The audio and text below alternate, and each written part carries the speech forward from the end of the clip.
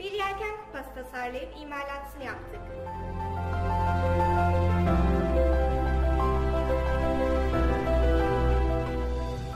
Merhum büyüğümüz Şarip Tara'nın Şarip Tara Anlatıyor kitabında da belirttiği deniz tutkusuna ve çok sevdiği teknesi Ayara'da sevgili ailesiyle geçirdiği güzel anılara da atıfta bulunmak istedik. Ve yelkenli kupa tasarımımıza kendisinin ilk teknesi olan Ayara'nın da ismini ekledik.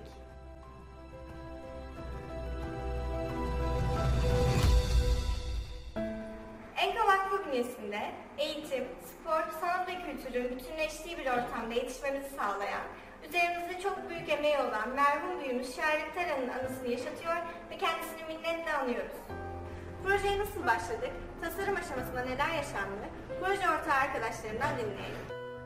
Öncelikle öğretmenlerimizin yönlendirmesiyle neredeyse tüm okul öğrencileri kendi tasarımları üzerinde çalışmaya başladı. Ve nihayetinde 10 proje ön elemeyi geçti. Bizim hayal gücümüzün sınırları yoktu.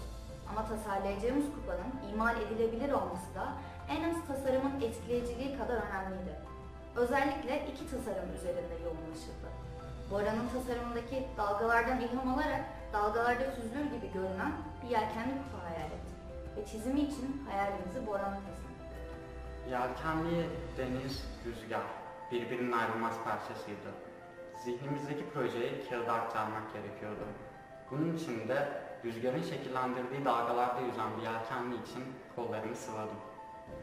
Çizimimi tamamladıktan sonra projenin tasarladığımız gibi işlenebilmesi için bilgisayar ortamında çizilmesi aşamasına geçildi. Ve bu aşamada Yunus bile dahil oldu.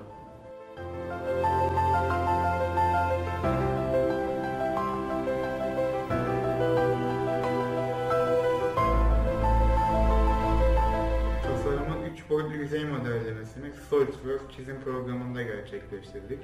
Modelin tabanındaki dalgaları katı cisimden keserek diğer dalgaları farklı yüzeylerin birleştirilip katılaştırılmasıyla tamamladık. Prototipi istenen ölçülere göre son haline getirdik ve artık 3 boyutlu yazıcıda baskısı için Nurettin'e teslim ettik.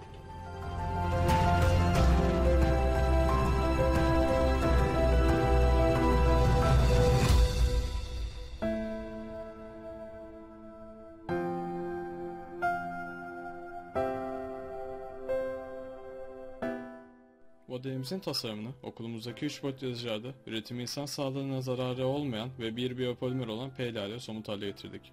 Modelin basılabilmesi için gerekli olan parametreleri dilimleyici programımıza girdikten sonra 3 boyut yazıcımıza baskımızı verdik.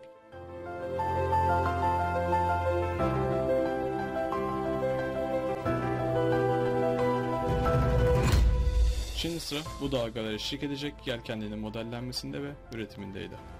Yelken için NX programında tasarımın CAM kodlarını çıkardık.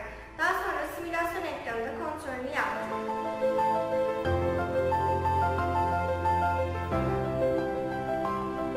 Daha sonra kodları okulumuzdaki 3 eksenli CNC freze tezgahına aktardık. Yelkenin yapılacağı alüminyum parçayı bağlama aparatları yardımıyla CNC freze tezgahına bağladık. Ve CAM kodlarıyla işlenmiş yelkenliğimizin bitmiş halini CNC tezgahından aldık.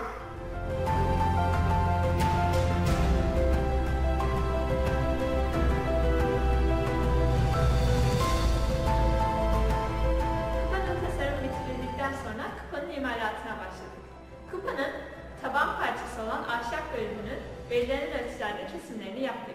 Daha sonra CNC router tezgahında parçanın programlamasını yaparak daha hafif olması için içini boşalttık.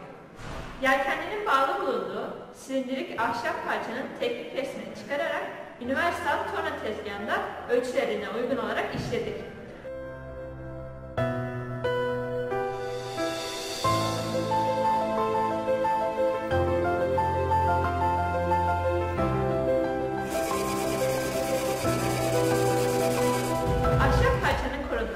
Ve daha iyi görünmesi için boya ve vernik yaptık.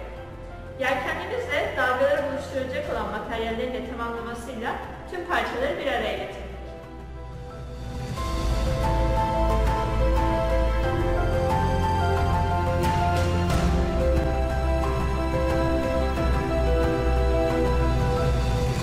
Biz hayallerimizin sınırı olmayan, hayallerin gerçeğe dönüşeceğine inanan, engin denizlerde rüzgarlarla yol alan ENKA öğrencileriyiz.